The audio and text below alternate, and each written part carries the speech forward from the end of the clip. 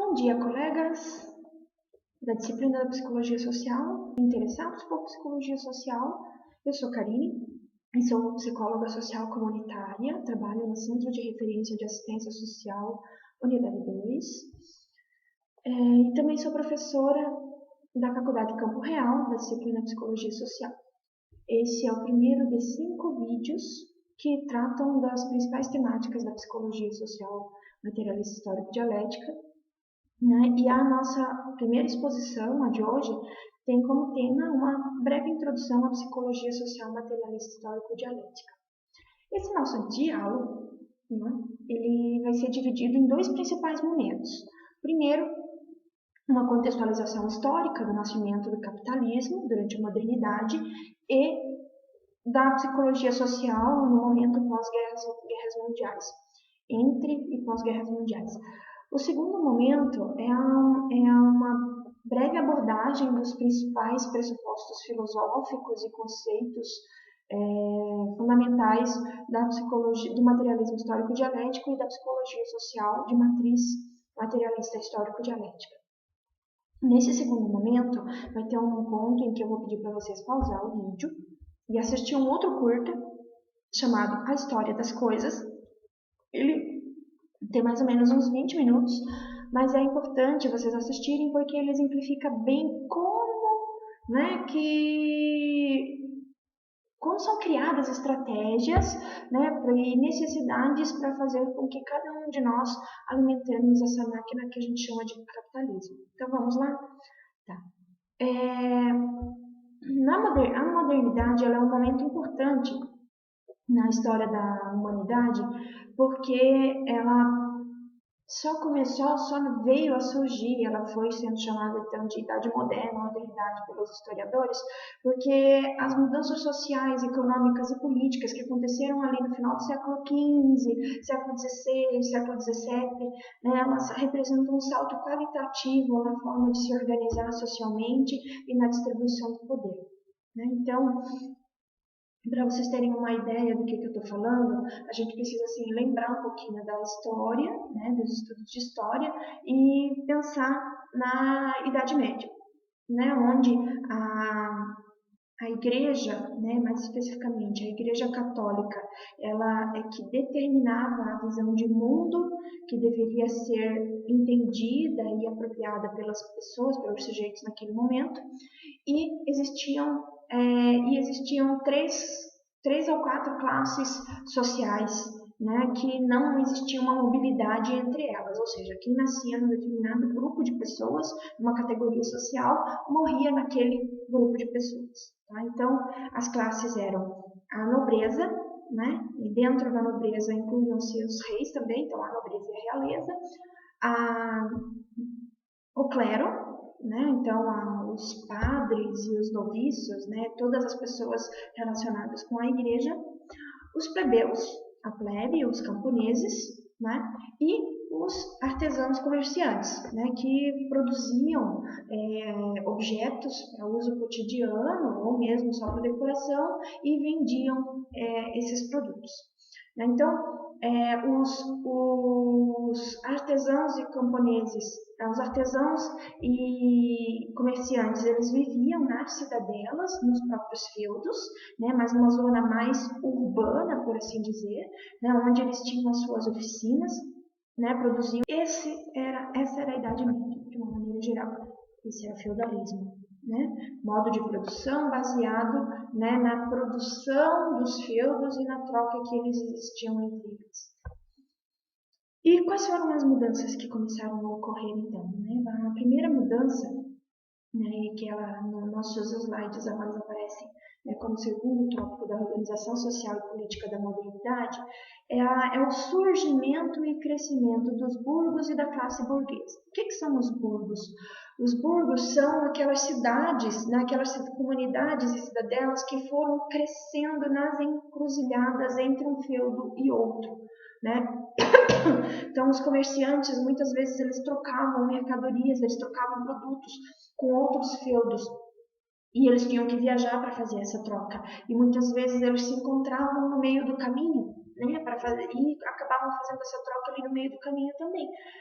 Com o o tempo, eles passaram a constituir residência nessas encruzilhadas, né? E aquilo ali passou a ser grandes centros comerciais, né? Cidades que não tinham muito bem uma fidelidade definida, né? Não serviam exatamente a um ou outro nobre, por assim dizer. E esses comerciantes, né? Eles começaram a ganhar muito dinheiro, muito dinheiro, muito dinheiro. Então eles detinham o poder econômico, mas não detinham o poder político. Eles não tinham força de decisão naquela sociedade. E esses burgueses, eles mandavam seus filhos para as escolas, né, eles contratavam tutores, melhor dizendo, né, para receber a mesma educação que os nobres recebiam. Então, esses filhos os filhos dos burgueses tinham a mesma educação que os filhos dos nobres, né, tinham acesso aos grandes clássicos, tinham acesso, né, ao conhecimento historicamente produzido até aquele momento. Esse cenário possibilitou, então, que essa classe começasse a se dar conta, né, de que quem organizava e quem mantinha a sociedade, o luxo e a vida dos nobres eram os camponeses e os artesãos e os comerciantes. E eles começaram a perceber que isso não era lá muito justo, né, que eles tivessem que trabalhar tanto e serem explorados com as altas taxas, com os impostos que lhes eram cobrados, né, e não poder ter nenhum poder de decisão, né, no que dizia respeito a essa sociedade. Então, começaram a surgir críticas às realezas, às nobrezas. Dessas críticas começaram a surgir algumas revoluções civis, né? Um exemplo dessas revoluções é a Revolução Francesa, e dessas revoluções culminaram com a queda, né, desse sistema social, né? E começou a surgir, então, a ideia de democracia, em que o povo decidia quem que lhes governaria, quem que lhes representaria seus interesses. Nesse mesmo contexto, começou a surgir, né, um protocapitalismo que depois veio a se desenvolver como um capitalismo industrial, que a gente vai conversar um pouquinho mais à frente. O capitalismo como modo de produção, ou seja, a sociedade ela se organiza economicamente a partir do dinheiro que gira, né, com a troca, né, das mercadorias, porque existia dinheiro, mas muitas mercadorias poderiam ser trocadas umas pelas outras, né? E com o nascimento do capitalismo, o que vai acontecer é que essas trocas serão sempre mediadas pela moeda, pelo dinheiro, né? E para que a produção possa continuar existindo, é preciso investir uma certa quantidade de dinheiro, né? Precisa investir o capital e esse capital precisa girar. E por trás, né, dessa organização social e política da sociedade, existe uma corrente filosófica chamada Iluminismo, que prega a igualdade entre os homens, a não servidão. Né? Então, de acordo com o Iluminismo, todos os homens são iguais, dotados da mesma capacidade de pensar e de intervir na natureza, e diante dessa igualdade, nenhum homem deve ser servo de outro. Né? Então, o sistema de servidão que existia no feudalismo, ele é contra a natureza humana. Né? Então, essa possibilidade de pensar o homem como livre e capaz de se mover na sociedade, de ascender socialmente e de construir, de transformar a natureza para atender suas necessidades, possibilitou o nascimento da ciência moderna, que descortinou um novo mundo, um novo universo para esses homens, né? Então, possibilitou perceber que a Europa não era o centro do mundo, que o mundo ele não era uma placa e que o horizonte era o fim desse mundo, possibilitou perceber que era possível controlar alguns fenômenos da natureza, né? E a partir dessa ciência, né, que hoje nós chamamos de positivismo, né, a corrente filosófica que sustenta a ciência, né, experimental, ela possibilitou que o universo e o planeta fossem vistos então como máquinas que podem ser manipulados e consertados pelo ser humano, que é o centro do mundo e o centro do universo. Né? Então, A psicologia que nasceu no século XIX, com a criação do laboratório do Wundt, ela é uma psicologia que se moldou a esses moldes de ciência, que se moldou a esse formato de ciência, para poder ser respeitada pelos outros cientistas. Né? E toda a construção teórica, né, que saiu a partir daí, né, como o conceito de consciência, os experimentos de introspecção, a ideia do que vem a ser o homem, as teorias sobre inteligência, etc., né, elas surgiram dentro desse molde de ciência, e a psicologia social, que começou a se construir enquanto uma parte dessa ciência, que não era mais só filosofia, a partir do século XIX, a partir do século XX, início do século XX, e mais especificamente depois da Primeira Guerra Mundial, né, ela tinha muito interesse em entender os efeitos que grandes eventos catastróficos ou mesmo violentos como uma guerra tinha sobre uma grande população, né? Eles tinham interesses em entender também como que as pessoas se comportam na vida social, né? De forma a poder controlar esse comportamento. Então, não é à toa que os fenômenos da comunicação, da interação e mais especificamente das atitudes e a construção dos estereótipos tenha sido, então, um objeto de conhecimento da psicologia social até então. Né? E essa psicologia, né, especialmente depois da Segunda Guerra, quando ela começou a perceber que quando os cientistas, os estudiosos começaram a perceber que ela não dava conta dos fenômenos, né, que começavam a aparecer aí depois da Segunda Guerra Mundial, eles começaram a buscar por alternativas, né?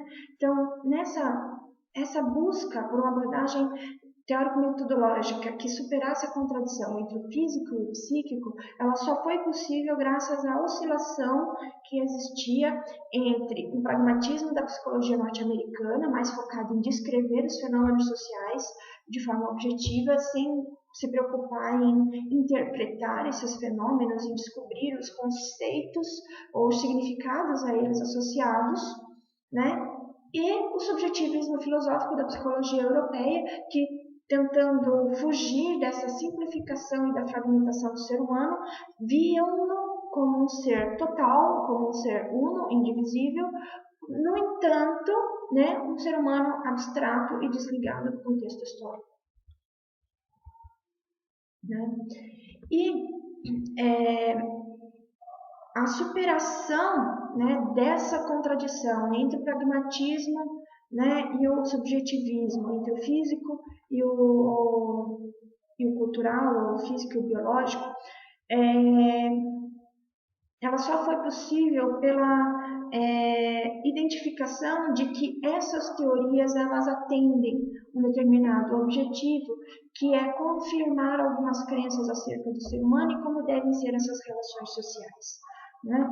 Então, a ciência, né, como qualquer outra forma de conhecimento, ela é um produto humano. Então, ela vai refletir as ideias, as crenças e os valores de uma determinada sociedade naquele momento histórico em que ela se constituiu.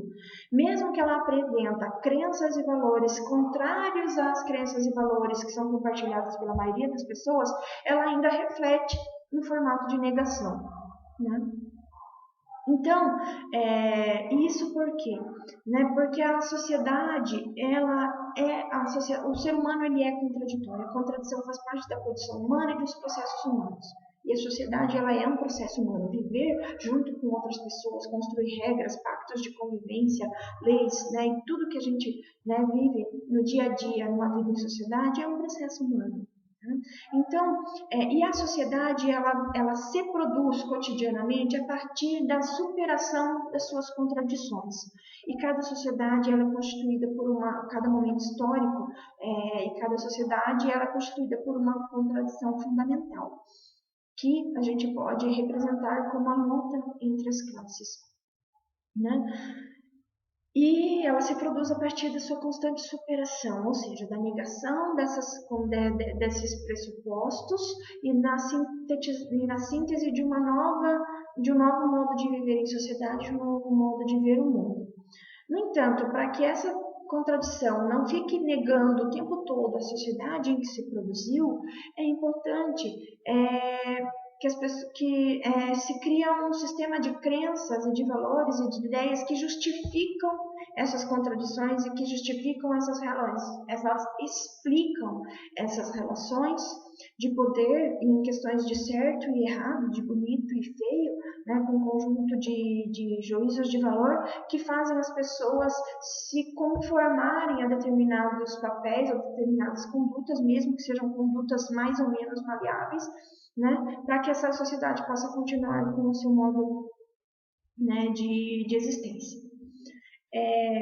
E as ciências, de maneira geral, né, especialmente as ciências humanas, elas têm uma grande contribuição na manutenção desse status quo quando elas constroem teorias que ratificam essas crenças e esses valores, né? Então, como no início do século XX, quando algumas pesquisas e investigações científicas provavam que as pessoas negras e os judeus eles eram inferiores à categoria branca ou aos homens brancos, né? Então, assim, hoje a gente sabe que tudo isso é uma falácia, né? Inclusive, muitos dados foram manipulados para provar essas teorias, mas durante muito tempo as pessoas usaram esses fatos científicos para poder justificar, né, as suas ideias acerca daquilo que fugia do padrão. E qual é o lugar da psicologia social e do materialismo histórico dialético nisso? Então, aí a gente passa para o segundo momento da nossa conversa. Né? Para a gente entender qual é o lugar da psicologia social, a gente tem que conversar um pouco sobre o materialismo histórico dialético e falar e entender quais são as contribuições do Marx a partir disso. Né? Então, para a gente conseguir entender o que é essa dialética, eu já falei um pouquinho quando eu estava falando da superação, né, das contradições fundamentais. A dialética nada mais é do que o debate entre duas teorias, né, durante a qual as duas ideias se transformam em uma terceira ideia. Né? Basicamente, é um processo, é um movimento em espiral de desenvolvimento em que uma ideia nega a primeira, né? E a primeira também nega a segunda, e nesse processo de dupla negação surge uma terceira ideia, com elementos da primeira, com elementos da segunda, sem ser a primeira e sem ser a segunda. Ela é uma negação da negação. Né? Então, nos slides que eu disponibilizei para vocês, especialmente para os alunos, né,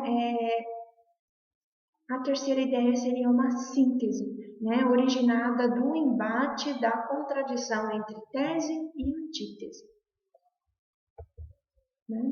E onde que entra, né, o materialismo histórico dialético aí? Marx e Engels, que são os principais estudiosos, as principais referências, porque foram eles que criaram, né, o materialismo histórico dialético, eles eram alunos de Hegel.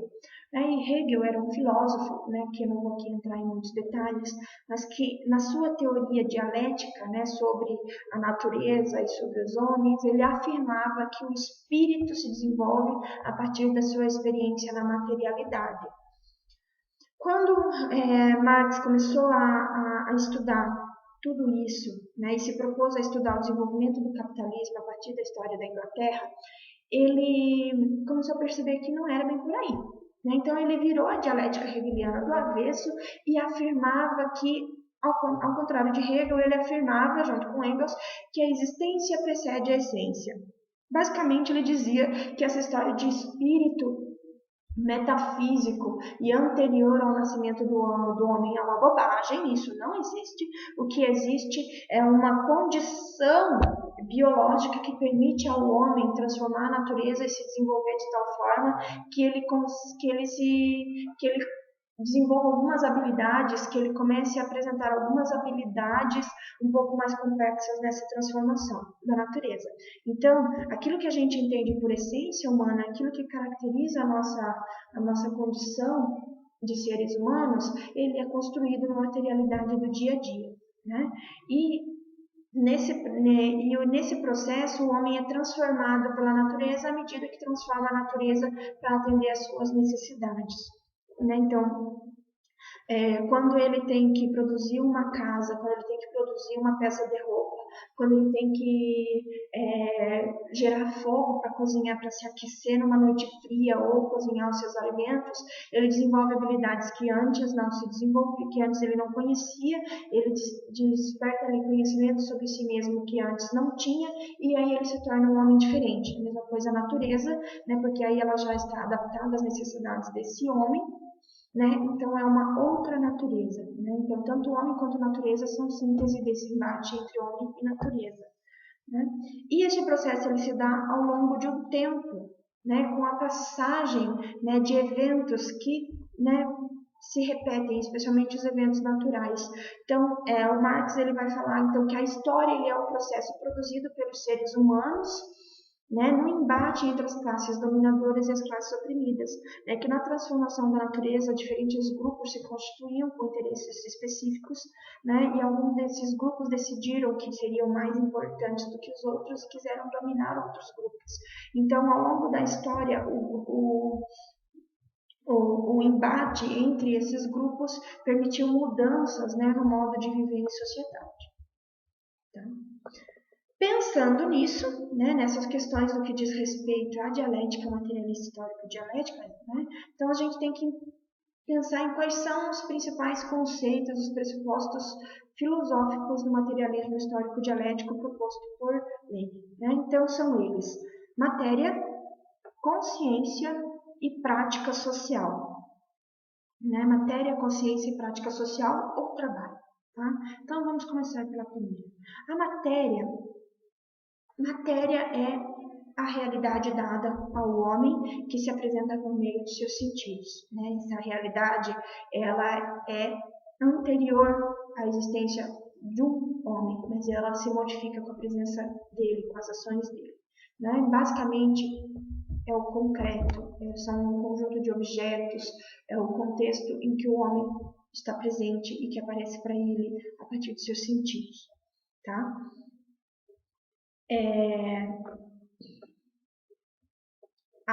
E essa matéria ela se faz perceptível para o homem a partir de seus sentidos e a ela o homem oferece nomes, e com esses nomes a essa realidade objetiva ele consegue orientar escolhas e condutas, né? Tanto na convivência com outros seres humanos, quanto na convivência, né, no que diz respeito a si mesmo. Então, Marx e Engels, eles afirmam que o homem tem essa capacidade, o nome dessa capacidade ela é consciência.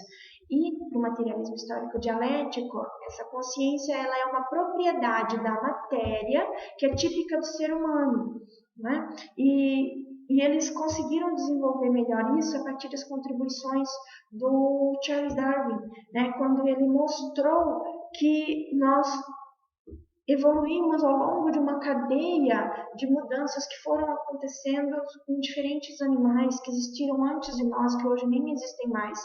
Né, e que essas mudanças implicam também nas mudanças no nosso sistema nervoso central, que possibilitou o registro de imagens e de acontecimentos, e a partir desses registros nós fomos capazes então de representar essa realidade, e sendo capazes de representar significa apresentar novamente, tornar presente aquilo que estava ausente, e sendo capazes então de representar uma realidade não existente, nós somos capazes então de dar nomes a esses objetos e de criar outras realidades, né, a partir desses objetos, né, a partir desses nomes. E de início eram histórias que realmente existiram, eram fatos que já aconteceram e que a gente estava contando para outras pessoas. E com o passar dos milhares de anos percebemos que era possível inventar histórias, né? E a gente inventou histórias e contamos às nossas crianças e elas contaram quando cresceram as outras, né? E essas histórias inventadas puderam se tornar realidade, né? Graças à nossa capacidade de imaginativa, de representar e também de pensar como que essa realidade objetiva pode servir de instrumento para transformar em realidade isso que eu imaginei, isso que só existia então, né, na minha cabeça. Então, essa capacidade, né, de representar e criar realidades, de dar nome à realidade objetiva, né, que por meio do qual a gente atribui significados e sentidos, né, ela é chamada por Marx e Engels de consciência. Tá? E, por fim, o trabalho ou a prática social, que é o conjunto de ações do homem sobre a natureza no atendimento das suas necessidades. Né? Então, toda ação humana sobre o contexto, né, em que ela está inserido, né, ou seja, sobre o ambiente, sobre a natureza, que transforma essa natureza para atender uma dada necessidade, né, é chamado por Marx de trabalho. E o trabalho transforma não só a natureza, como também o ser humano. Tá? Então, como eu falei, né, o trabalho ele é atendido, ele é a ação humana na natureza para atender uma determinada necessidade ou um conjunto de necessidades humanas, e o homem, tanto o homem quanto a natureza, se transformam nesse processo.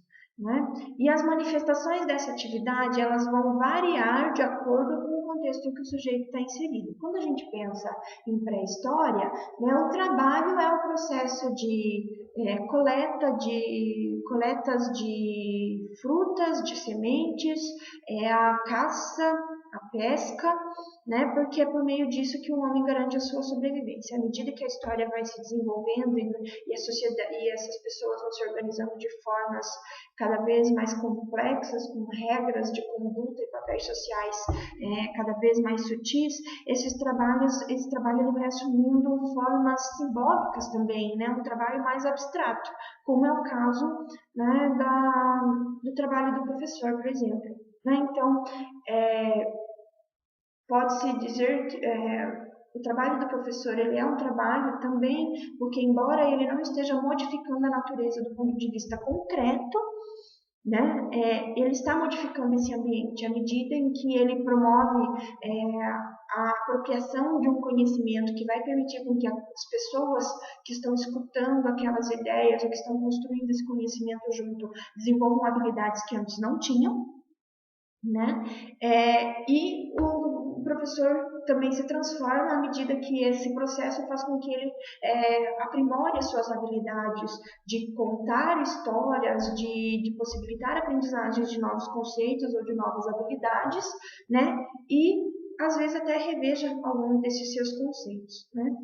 E o que possibilita esse trabalho ficar cada vez mais complexo é o uso de instrumentos. O que são instrumentos? Instrumentos é qualquer meio, qualquer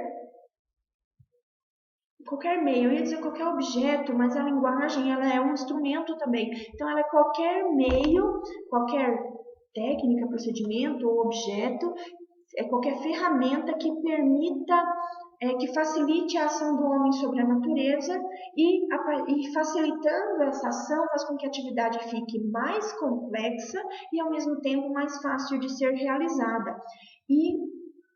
Só que o instrumento não para por aí. O instrumento ele possibilita a transcendência do ser humano, do homem, da pessoa, do aqui e do agora, né? Porque quando ela está usando um instrumento, ela tá sintetizando ali no uso uma história da construção daquele instrumento, outras pessoas estiveram envolvidas na elaboração e na construção daquele instrumento, né? E ela vai permitir com que outras pessoas, depois dela, também venham a usar esse instrumento, né? Que às vezes ela própria colaborou para aperfeiçoar esse instrumento. E deixa o seu trabalho registrado de alguma maneira, né, para a posteridade. Né? E o uso de instrumento, ele possibilita a cooperação, né, entre as pessoas, né, numa tarefa que é complexa, que é demasiado complexa para apenas uma, e a comunicação entre elas para poder dividir essas tarefas. Tá? E aí, qual que foi... Né? Então, isso é o trabalho. Né? E como que o trabalho surge no contexto capitalista? Né? Então, vamos voltar um pouquinho àquela contextualização histórica que eu fiz antes, da mudança do feudalismo para o capitalismo, né, a partir da modernidade. Né? Então, com a queda da nobreza, né, muitas pessoas ficaram sem ter como garantir a sua sobrevivência, né, especialmente os camponeses. Então, eles vieram para as grandes cidades, né, onde existia a promessa de uma vida melhor. O que aconteceu ali, no entanto, é que nem todos tinham capacidade de trabalhar naquele contexto. Eles não sabiam mexer naqueles instrumentos, né, nos equipamentos das fábricas, eles não tinham uma educação formal, então eles não sabiam ler aqueles manuais. Então muitos daqueles camponeses viraram miseráveis, né, naquele contexto urbano, né, viraram, né, um contingente de indigentes, né, que só conseguiam sobreviver graças à caridade alheia. Mas isso é um tema para outra conversa, em outro momento. Tá? Aqueles que tinham alguma educação ou que aprendiam com facilidade, eles conseguiram se incluir, então, nas grandes fábricas. Tá? Quem ganhou muita força nesse momento eram os comerciantes e os artesãos, lembra disso? Então, aquelas oficinas, eles viraram fabriquetas e depois fábricas maiores, e eles precisavam produzir cada vez mais para poder atender a necessidade, né, dessa população que estava crescendo. Então, os donos das oficinas, né, das fábricas, eles tinham a matéria-prima, eles tinham o meio de trabalho, os instrumentos, o equipamento, né? E ele tinha dinheiro, mas ele não tinha a força do trabalho. Esses camponeses, por sua vez, eles foram destituídos do meio do trabalho, eles não tinham mais matéria-prima, não tinham mais instrumento, não tinham mais terra, não tinham mais nada, mas eles sabiam trabalhar, né? Eles tinham a capacidade de trabalhar, né? E para o iluminismo e para o capitalismo, essa troca entre força de trabalho e o dinheiro para garantir essa subsistência, ela não era considerada servidão porque era uma troca entre homens livres. Tá? Acontece que essas pessoas eram pessoas desesperadas para se manterem vivas. Então essa troca, ela não tinha muita possibilidade de ser consciente, de ser uma troca realmente justa, justamente porque essas pessoas estavam desesperadas para sobreviver, então elas acabavam aceitando, né, qualquer coisa. Né? Mais para frente vocês vão assistir o vídeo História das Coisas e vocês vão entender um pouco melhor disso que eu estou falando aqui. Né?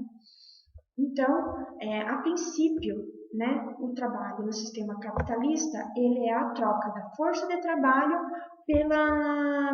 né, pelo um dinheiro para poder garantir a subsistência, né? Então, só que ele não para por aí.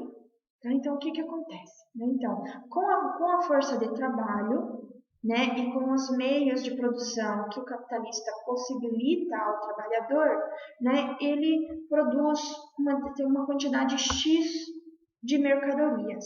Né? E para cada quantidade, e para cada mercadoria produzida, né, o trabalhador ou o capitalista, quero dizer, ele investe uma quantidade de dinheiro, né? Existe um custo incluindo aí, né, o valor do trabalho do operário. Então vamos dizer assim que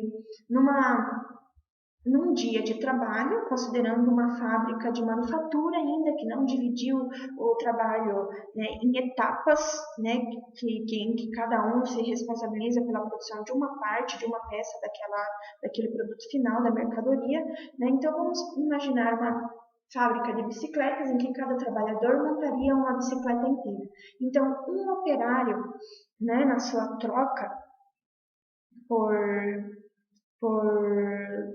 na sua troca que ele fez com o empregador ali, né, ele produz 4 bicicletas. Né? Vamos chamar aqui a nossa moeda de merreca para ficar melhor entendido. Tá? Então, vamos só voltar um pouquinho no slide anterior. Tá? Então, assim, tem um trabalho X, tá? que é pago mensalmente com um valor, vamos supor aqui, de 50 merrecas, tá? 50 merrecas é pago a esse trabalhador, tá? Por mês, tá? Então, num dia de trabalho,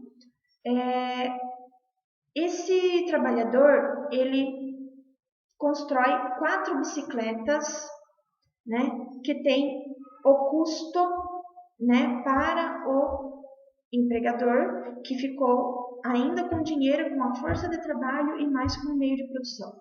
Né? Cada bicicleta ela tem um custo de uma merreca. Né? Então, um trabalhador produz para este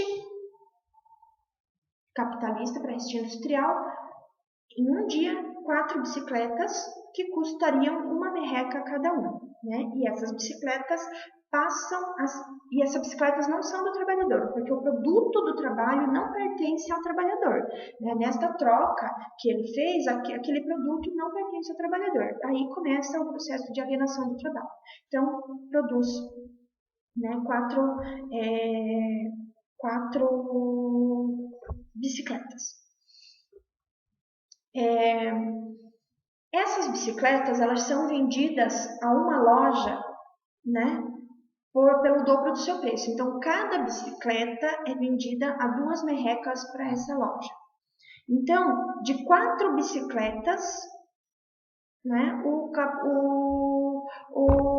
capitalista ele consegue recuperar o dinheiro de mais 4. Tá?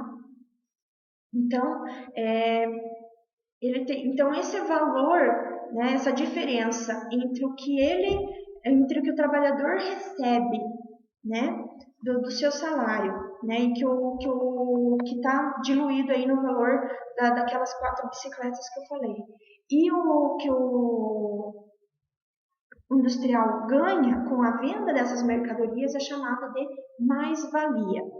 Tá? Esse trabalhador, né, assim, se a gente dividir 50 merrecas pelos dias de trabalho que ele tem num mês, né, vamos pensar no mês como 30 dias, eu acho que eu vou ter que pensar num valor mais... vou ter que pensar num valor mais redondo para a gente conseguir fazer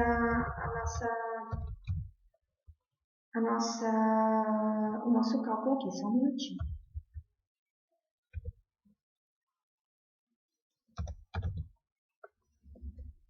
Tá, chega. Então, vamos supor que esse trabalhador ele ganhe 60 merrecas, tá? Que aí fica 30 dias, uma merreca, 2 merrecas por dia, tá? Então, fica bem mais fácil. Tá? Então, esse trabalhador, em 2 dias, ele ganha o valor equivalente a 2 merrecas. E ele produz 4 bicicletas. Né? Então, o que ele produz equivale 2 vezes mais ao que ele recebe. Tá? Então, chega lá o aniversário do filho, o filho viu aquela bicicleta naquela loja que não pertence àquele trabalhador, então ele vai ter que comprar para o filho poder ter. E a loja, para poder ter um lucro em cima disso também, porque o lucro é a base do capitalismo. Para as pessoas ascenderem socialmente, elas precisam ter ter um dinheiro a mais para poder reinvestir no seu negócio. Então, eles passam a vender essa bicicleta a 3 merrecas, né? Então, veja, gente, né? Então, o que o trabalhador ganha, ele vai ter que trabalhar 1 dia e meio, ou seja, ele vai ter que produzir 6 bicicletas para o capitalista para poder comprar uma bicicleta para si mesmo ou para o seu filho, né? Esse é o trabalho no sistema capitalista, né? A expropriação do trabalho, porque o resultado do trabalho não pertence, é a base da alienação do trabalho, tá? Então, o trabalhador, na venda da sua força, ele perde o direito sobre o produto final, né? E, com o tempo, ele para de se reconhecer naquele produto, já que não é dele, ele não se reconhece mais. E esse E essa falta de reconhecimento no produto do seu trabalho faz com que, pouco a pouco, ele comece a se desligar também, né, da sua realidade. Ele não se sente mais pertencente ao mundo e à realidade em que vive. E essa alienação do trabalho e do mundo, ela fica ainda mais complexa com o surgimento da produção em série, né? E como os trabalhadores eles passam então a ser competidores por uma vaga no mercado de trabalho para poder garantir a sua sobrevivência, a sua subsistência, né, eles não podem mais confiar uns nos outros, né, e o que vai surgindo aí então é uma crescente solidão compartilhada, né? Então eu trabalho com muitas outras pessoas numa situação idêntica à minha, com um processo de exploração idêntico ao meu, né? E, no entanto, eu não posso confiar neles, né? Eu não posso me vincular a essas outras pessoas. As relações, elas passam a ser mediadas pelo dinheiro, então, né? E um dos preceitos que é muito difundido no capitalismo é que o produto, a mercadoria, ela é neutra, né? Que ela não é boa nem mal, que depende do que é feito com ela, né? Porque o homem transforma essa natureza, mas não cabe a ele decidir sobre essa transformação. Isso não lhe pertence, isso não é direito dele, né? O que a gente sabe que não é bem por aí, né? Então, assim, o produto ele é neutro, a mercadoria ela é neutra, né? Então, quando alguém produz uma arma, né, ou quando alguém se propõe a produzir uma arma que pode vir a ser usada uns contra os outros, né, então quem produziu aquela arma não tem nenhuma responsabilidade sobre isso, né? Então, não, o produto não é neutro, a mercadoria ela não é neutra, porque ela sempre ela é construída de certa forma, né? Ela acaba moldando as nossas necessidades a partir da mediação ideológica, né? Ela molda e cria novas necessidades e nos sujeita, né, a essa mercadoria. Tá? E a divisão do trabalho e a alienação, ela também existe nas atividades mais especializadas ou no trabalho mais simbólico, né? Então, vamos pensar no sistema educacional, por exemplo, né? A gente gosta de eu sei que o trabalho do professor, ele é o que é o menos fragmentado ou é o trabalho cuja alienação ela não é tão forte ainda, tá? Mas o trabalho do professor é um trabalho fragmentado, sim, é um trabalho que corre numa esteira de produção, sim. O nosso sistema educacional foi produzido a partir desse modo de produção que o capitalismo inventou. Então, a criança ela entra na escola sem nenhum conhecimento, né? E a cada ano escolar ela passa por experiências e por narrações que supostamente permitem que ela aprenda uma parte desse conhecimento historicamente acumulado. Então, ela vai passando para a próxima série com outro professor que seria responsável pela sua aprendizagem, né, naquele momento da vida. E assim sucessivamente, até que quando adulto, terminando o ensino médio ou terminando a faculdade, ele é um trabalhador pronto para poder se encaixar, né, para ser mais uma peça, mais uma engrenagem na máquina do capitalismo. Então, e também ao professor, embora exista um movimento de resistência, né, de não se alienar do seu trabalho, de conseguir se reconhecer, né, como no produto final do seu trabalho, que é a aprendizagem do aluno, até porque ele aparece, né, ele é um processo quase imediato, né, ele também sofre alienação, uma vez que ele não tem acesso a ao produto final, por assim dizer, né? Ele nunca vai ter certeza, né, de como isso surgiu, tá? Agora é o momento em que eu vou pedir para vocês, então, dar uma pausa nesse vídeo para assistir o vídeo A História das Coisas, apresentada por Annie Leonard, né? E o link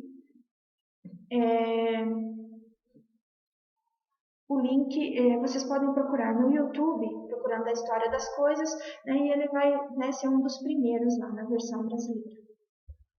Então, como vocês podem perceber, gente,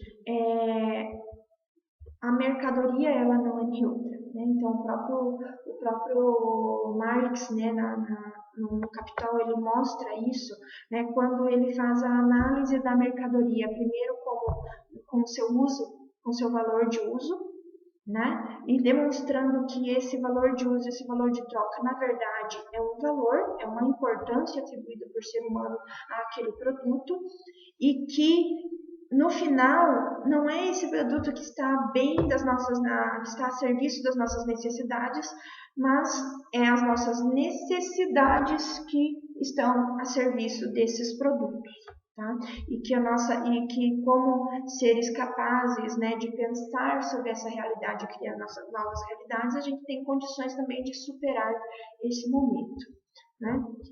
E partindo disso, né, então, qual que seria o lugar da psicologia social histórico-cultural nesse processo? Então, a psicologia histórico-cultural, né, com seus pioneiros, com Luria, Lonkev e Vygotsky, eles possibilitam a construção de conhecimento que permite entender o lugar do homem como sujeito ativo nessa história, porque embora o Marx ele apresente uma visão que possibilita a gente entender a construção da sociedade, o homem ele não é livre, né, nessa concepção de mundo. Ele troca o determinismo biológico ou determinismo idealista, espiritual, pelo determinismo social, pelo determinismo histórico, né?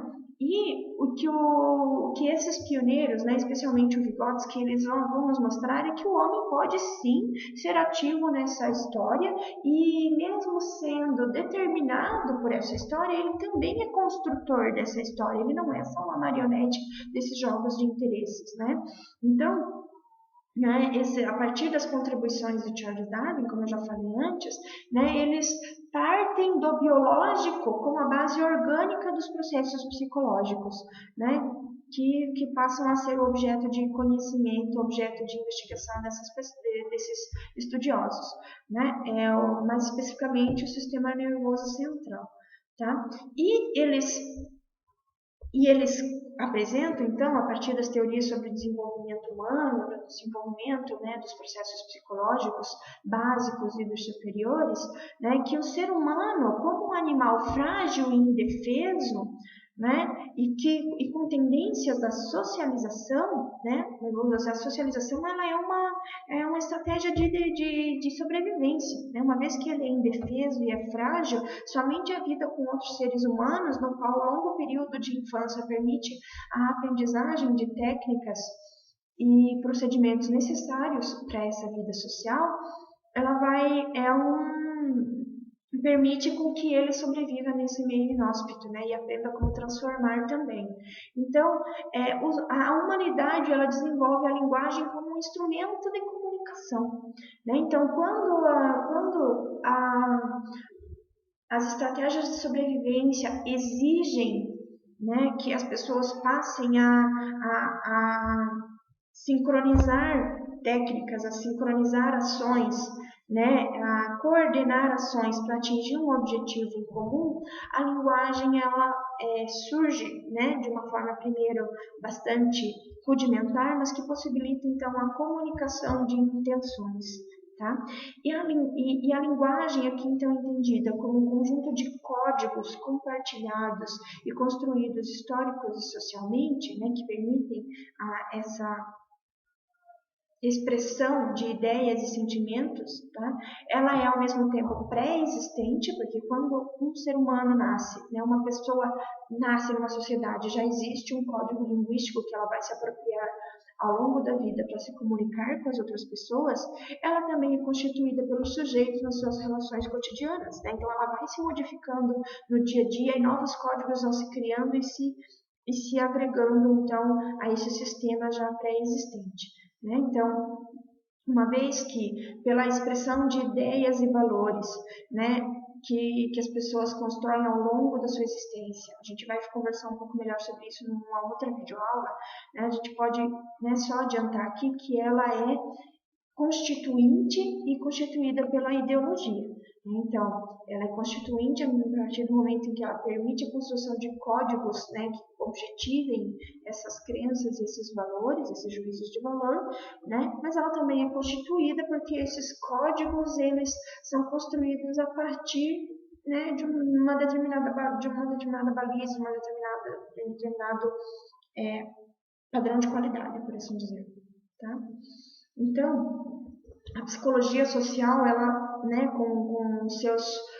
suas propostas e com os seus conceitos, ela busca, né, o ser humano enquanto totalização, enquanto um ser total, mas que está em constante transformação, é, em constante processo, né, de mudança, né? Ele não é um ser pronto, né? Então por não ser um processo pronto, ele está sempre em atualização. E para poder construir uma ideia de ser humano, entender o ser humano enquanto totalização, ela procura romper com falsas dicotomias, né? Então, ela vai estar apresentando alguns conceitos que permitem entender que o homem, né, que a contradição faz parte da condição humana e que a superação dessas condições, dessas contradições é que permitem essas constantes atualizações. Então, o homem não é só biológico, como não é só cultural, né, ou só social. Ele é fruto da relação entre essas duas dimensões. O homem não é só emoção, como também não é só razão. Né? O homem não é só feminino nem só masculino. O homem enquanto ser humano, né, enquanto espécie. Tá?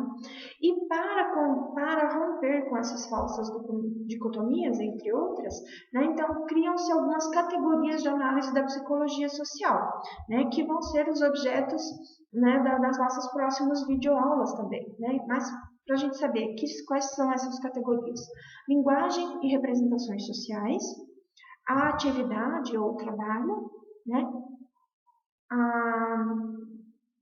A personalidade, identidade ou subjetividade, ou seja, o processo que garante a unicidade de cada ser, né? As particularidades, tá? Que ganha diferentes nomes dependendo dos teóricos, tá? E os processos grupais e institucionais. Todos esses processos mediados pela ideologia. Né? Então, a partir dessas categorias centrais, né, de análise, então a psicologia social ela propõe que o sujeito, né, que a pessoa, enquanto ser único, né, ela nasce num determinado contexto histórico e cultural e num primeiro processo grupal que é a família. Né? E que esse grupo ele vem sendo mediado por uma série de questões sobre certo e errado, sobre como criar filhos, etc. E todos esses conjuntos de crenças e valores, porque uma pausa aqui, né, para a gente não se perder. Importante entender que as instituições elas não são entidades abstratas e existentes independente da existência humana. Elas existem porque existe o ser humano e porque o ser humano as criou. Né? Então não existem instituições sem pessoas. A família como instituição é formada por pessoas. Então, este sujeito ele nasce nesse grupo, né, nesse grupo familiar, né, e neste primeiro grupo ele vai se apropriando de uma série de ideias e de crenças e valores que vão orientando as suas condutas, né? E à medida em que ele vai se inserindo em outros contextos, em outros grupos, em outras instituições, ao longo da sua vida, ao longo do tempo em que ele está aqui na Terra, em que ele vive nessa sociedade, ele vai entrando em contato com conceitos, com ideias, com imagens, crenças e valores que vão confirmar aquilo que ele já tinha aprendido e que também vão lhe apresentar outras possibilidades, né, de se relacionar socialmente, né? E esses grupos são, né, a família extensa, o contexto onde a sua atividade principal daquele momento de desenvolvimento ocorre, né? Então, por exemplo, a escola ou a instituição em que a gente trabalha, né? Essas atividades e essa família, elas estão inseridas numa determinada comunidade, né? Ele também vai participar de uma comunidade religiosa e todas essas instituições, elas estão presentes em uma ou mais comunidade, né? Num bairro, num município, né, que por sua vez está dentro de estados, né, que são organizados, né, social e economicamente, dependendo das suas características físicas e das relações de poder que se constituíram ali. E tudo isso está dentro, né, de um sistema econômico e político, né, e cultural mais amplo que determina, né, as nossas escolhas e as nossas condutas, né? Então, se vocês acham, né, que esse sistema cultural, político e econômico não determina a forma como nós vemos o mundo, como nós vemos as outras pessoas, como nós vemos a nós mesmos e como isso orienta nossas escolhas e condutas, eu sugiro que você dê uma nova pausa aqui e assista de novo o filme A História das Coisas, né? Senão a gente pode seguir adiante, né, na nossa aula, tá? Então, na construção de um corpo teórico em psicologia que se proponha a superar essas dicotomias e a construir a ideia do ser humano enquanto totalização em constante, né, movimento e que se constrói a partir dessa inserção gradual em diferentes instituições, né, a interdisciplinaridade ela ganha uma importância absurda, uma importância que não dá para a gente definir, né, o valor, porque se o ser humano é um ser total e que ele se faz presente em diferentes contextos e que ele atua em diferentes dimensões, uma única abordagem científica não vai dar conta de entender esse ser humano. Então daí a importância de de todo o conhecimento científico para entender o ser humano, né? Então, assim, a Silvia Lane, né, no seu texto, ela vai falar especificamente das ciências humanas, né? Então, da economia, da antropologia, da filosofia, da educação, da política, né? Mas eu acrescentaria aí também o conhecimento das ciências exatas também, para a gente entender melhor esse ser humano, né? Então, entender melhor o mundo que a gente vive, né? A astronomia, então, todos esses conhecimentos, eles nos permitem perceber, né, quem é o ser humano, né, nesse contexto ainda mais amplo, né? E todo esse corpo de conhecimento, né, todos esses novos conceitos, eles levam a uma outra abordagem metodológica de produção de conhecimento que também se propõe a superar a dicotomia entre cientista e sujeito, entre observador e ambiente, e também começa a pensar no lugar dessa pesquisa, né, na função social que ela pode ter na sociedade, né? E aí a pesquisação, ela é uma proposta primeiro, né, da psicologia, das ciências, mais especificamente as ciências humanas, né, com base na abordagem materialista histórico-dialética, justamente porque o sujeito ele passa a ter um lugar ativo nessa produção de conhecimento, né? E esse conhecimento produzido ele é uma intervenção sobre esse contexto, uma vez que as perguntas ou os experimentos fazem com que as pessoas passem a pensar a sua realidade de uma forma ligeiramente diferente ou de uma forma bastante diferente e gera algumas mudanças nessas relações aí, tá? E uma outra dimensão aí da pesquisação ainda é que o acúmulo de conhecimento, né, ele aponta para a historicidade do processo científico, né, de que esse conhecimento ele não é dado, ele não é natural, ele é parte de um projeto humano maior do que algumas pessoas e que né, ele é um processo histórico, né, depende dessa produção para poder ir crescendo em qualidade e complexidade, né, permitindo com que a gente conheça cada vez mais, né, acerca da nossa realidade em volta da. Então, nesse contexto todo, a psicologia social ela se propõe a resgatar a ligação entre pensamento, linguagem e ação como principal estratégia de desenvolvimento de autonomia e protagonismo do ser humano. Então, ao propor o ser humano como um ser integrado ao seu contexto, que tenha capacidade de agir de forma ativa nesse contexto, ao mesmo tempo que é por ele determinado, ele pode decidir o que fazer em relação a isso. E nesse processo de intervenção, nesse processo de conscientização, ele toma consciência de si mesmo enquanto sujeito, enquanto ser capaz de pensar a sua existência, que tem um lugar no mundo, né, que se relaciona com outras pessoas.